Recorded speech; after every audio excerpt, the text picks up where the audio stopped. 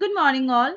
आज मैं आपको बताने जा रही हूँ कि जो एक टाइम कॉम्प्लेक्सिटी का एक नया क्वेश्चन, आप ये यहाँ लूप देख रहे हैं।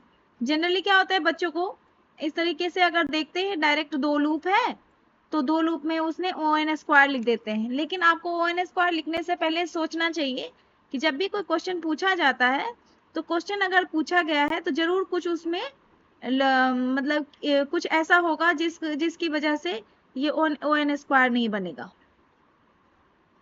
आपको हमेशा क्वेश्चन, जब भी ट्रिकी ही क्वेश्चंस पूछे जाते हैं लूप में, या ऐसे कभी भी क्वेश्चंस नहीं पूछे जाते हैं कि आप डायरेक्ट दो लूप देखिए, दो लूप देख के आपको N² आ जाए।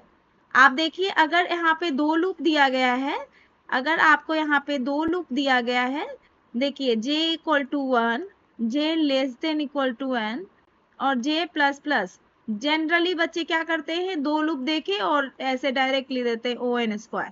ON² इसका आंसर नहीं होगा। क्यों नहीं होगा, आप देखिए। आपने क्या किया, यहाँ समझते। I की वैल्यू है, J की वैल्यू है। I की वैल्यू जैसे ही 1 हुई, आप J में इंटर किए। J में क्या किए, इंटर किए। J की वैल्यू 1 है, कंडीशन सेटिस्फाइड हुआ, और नीचे जैसे ही printf चलाए, आपने printf चलाया, इसको प्रिंट किया, और यहीं से आप ब्रेक हो गए। यहीं से क्या हो गए, ब्रेक हो गए। ब्रेक्स का मतलब होता है कि आप जिस लूप में थे उस लूप से बाहर निकल जाइए, जिस लूप में थे उस लूप से बाहर निकल जाइए। तो आप लूप निकल के कहाँ चले आए, आप यहाँ पे चले आए, क्योंकि इस लूप में आप गए ही नहीं, इस लूप से क्या हो गए, बाहर चले आए। अब I की वैल्यू 2 हो गया, फिर जैसे ही J = 1 हो गया, फिर आपने स्टार प्रिंट किया और फिर ब्रेक हो गए आप।